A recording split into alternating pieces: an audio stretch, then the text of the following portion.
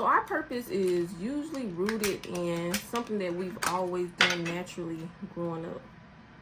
And for me, I used to always love hyping people up. Like, I was just a motivator. Like, I remember being in middle school and, ooh, these feel good. I remember being in middle school and I used to act like I was a therapist. And the girls, they would literally write me notes and, I hope I put this on right. Write me notes and just ask for advice. And I used to act like they were really my clients, y'all.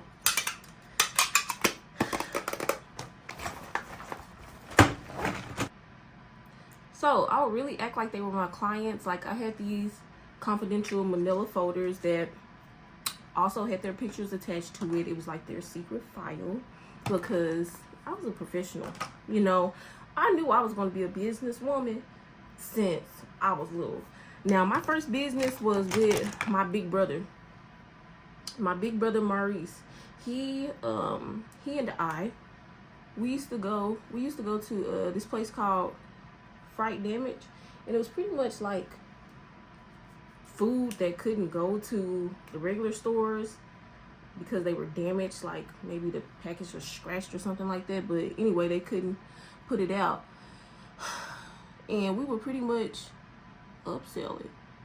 So me and my brother, we would get these discount snacks from the store and then go to school at Mableville Middle School and sell it.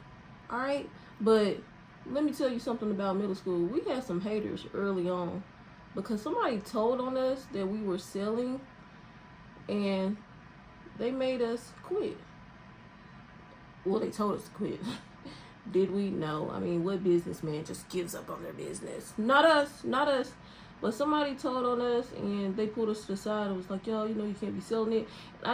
Now I do understand why they try to encourage us not to sell, but I just feel like, hey, we weren't doing nothing crazy. Now, I know these days some people might try to poison folks, or maybe they just didn't want them kids on their sugar. You know what? I felt it. You know what? I see the problem now. But anyway, we were trying to get money, and I always think about that moment because I'm like, man, what if that entrepreneurship was really nurtured at school, you know, because that's where we spend most of our time. Now, my mama, she was definitely supportive.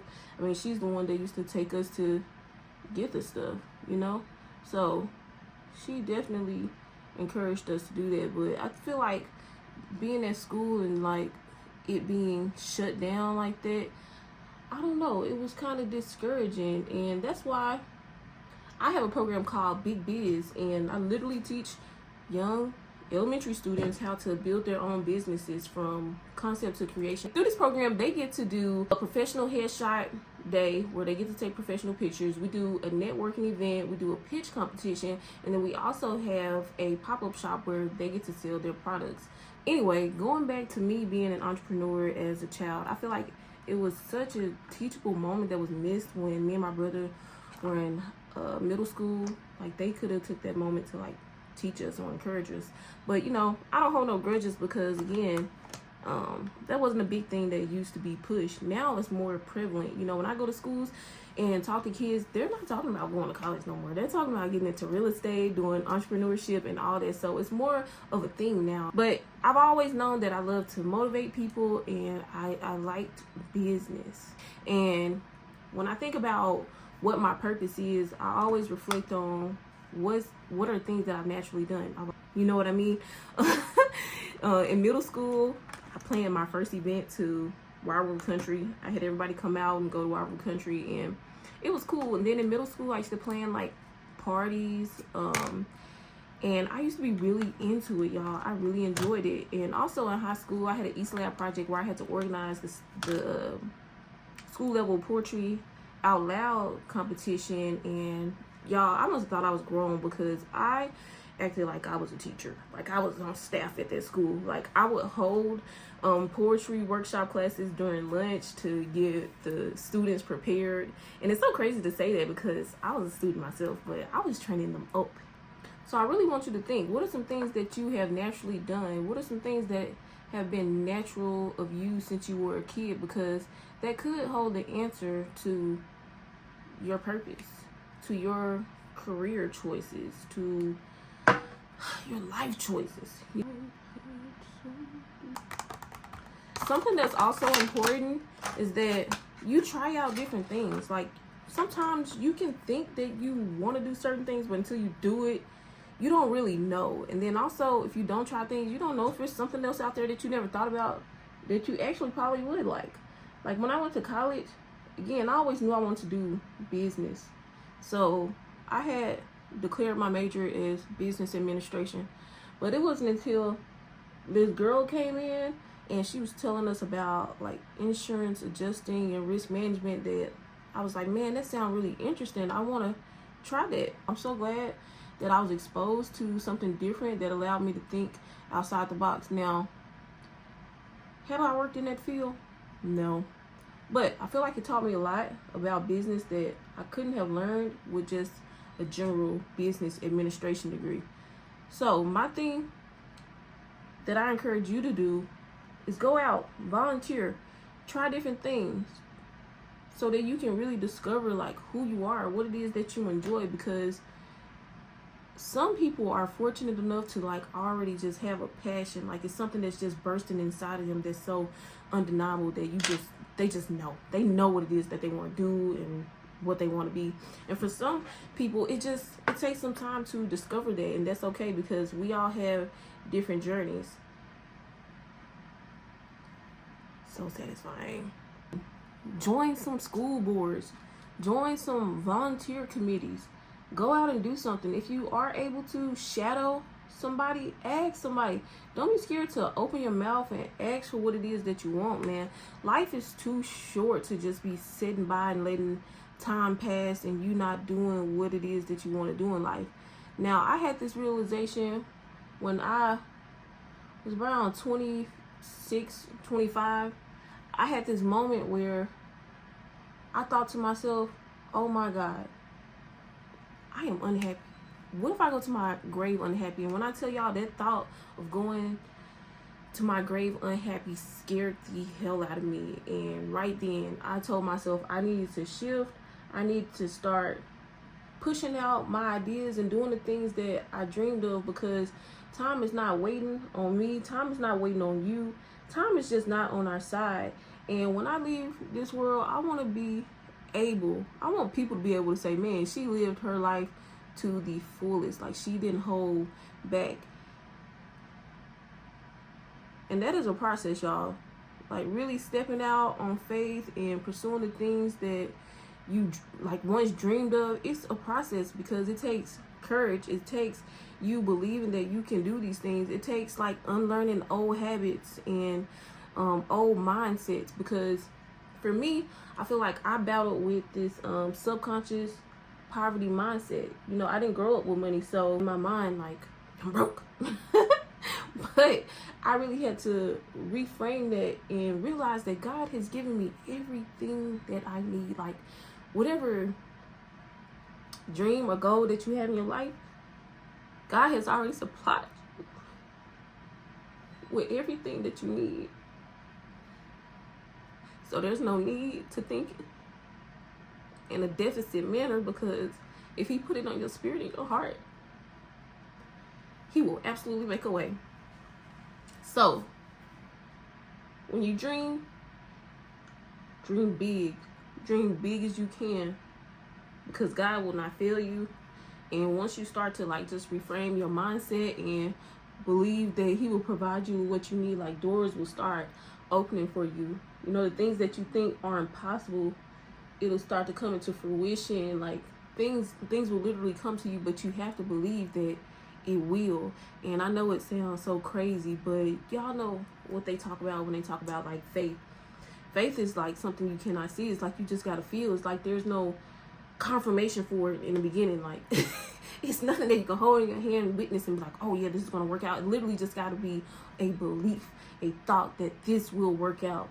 And for example, I'll say when I decided I was gonna quit my job, like there was this feeling inside me that it was undeniable. I feel like God was calling me to step away from this job, but in my mind, I'm like, man, how I'm gonna do this, because I don't got no money saved up. I don't make a lot at at this job. So what I do make, this $2,000 a month that I'm making, I literally need that to pay my bills. So how am I going to do this? But then I had to push that thought to the side and say, if God has put this on your heart to do, then he is going to provide for you. So when I did quit, I did not have any money saved up, no big amount of money saved up. All I had was my faith, and I just prayed, hey God, when I jump out here, please allow me to be able to use my talents to sustain. And when I quit that job, y'all, I ended up getting a contract, a multi-month contract.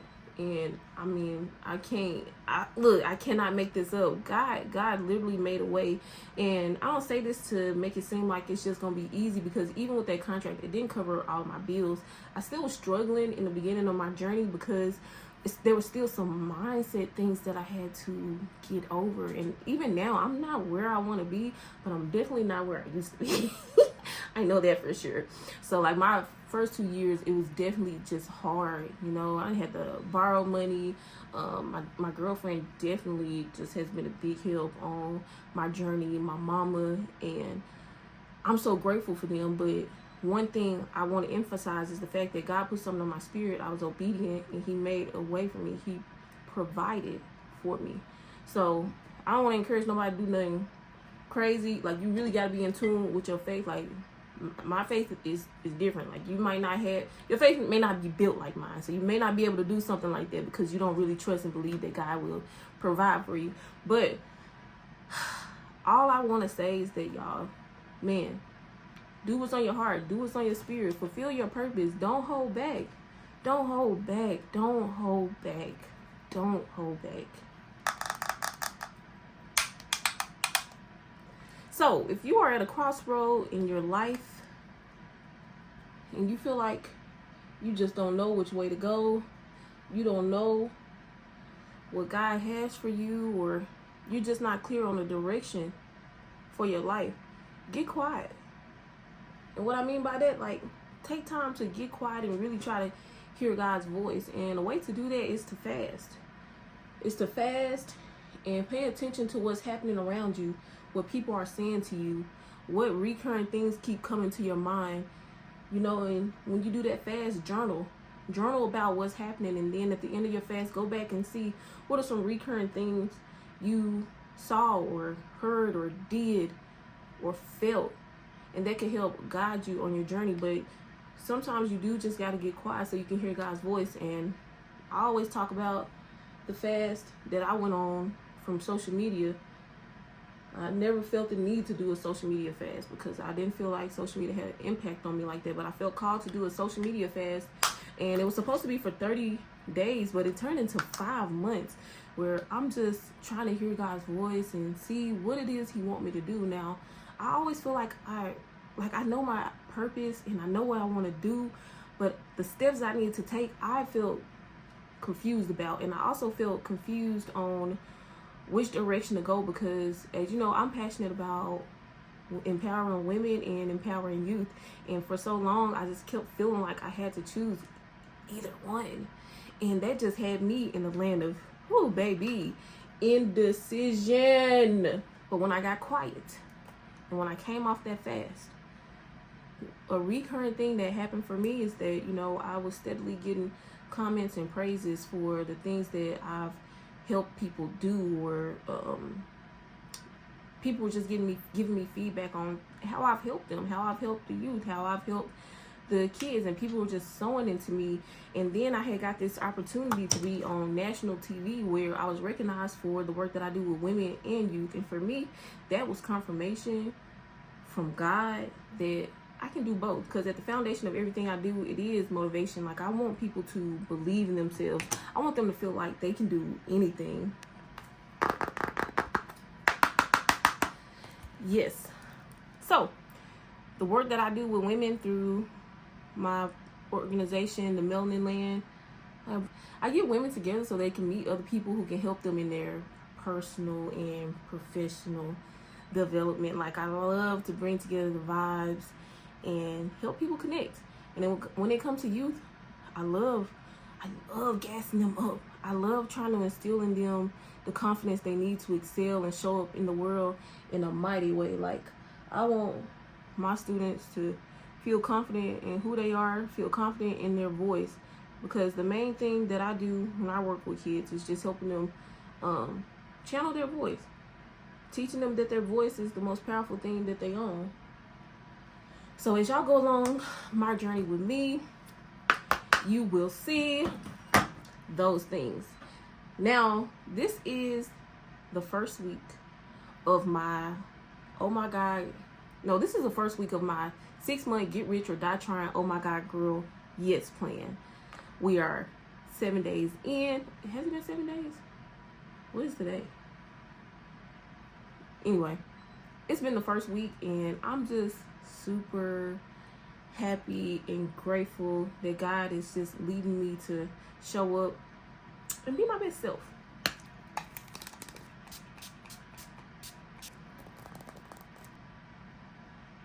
And use the handy dandy glue. I tried the press on ones, they're just not my fave. I'm just gonna go back to what I know. And I usually will put these on first so I don't mess up the makeup, but I forgot because I really haven't been wearing these lately.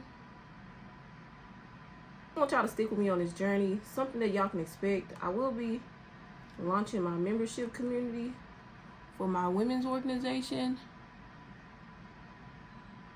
And I'm really excited about that because that's where we'll meet regularly and do things like from shooting content, having workshop sessions, hanging out, just chilling and vibing, holding each other accountable, gassing each other up.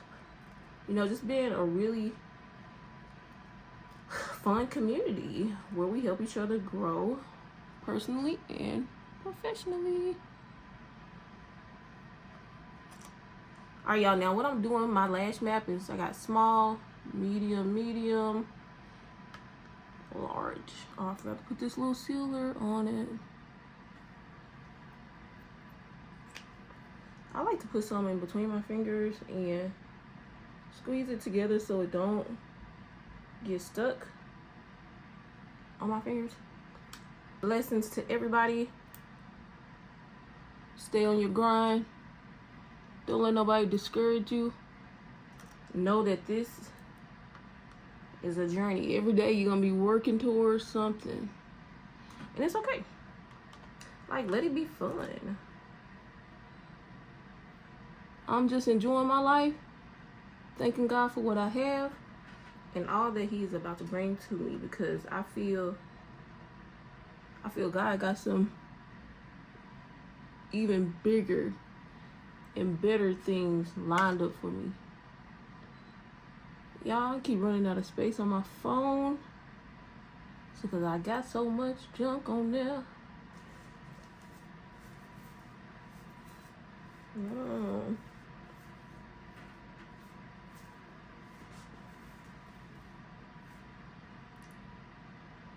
Anyway, if you haven't subscribed already, please like, comment, and subscribe. And if you've stayed this long, in the comments right now, if you feel like you know what your purpose is, drop it below. And if you haven't discovered it yet, let me know. And let's talk, let's chat, let's stay connected. But it's Drika Writes. Y'all can follow me on all social media platforms at Drika Writes. Literally, I'm the only Drika Writes, so you should be able to find me. But anyway, thank you. Peace. Have a good day.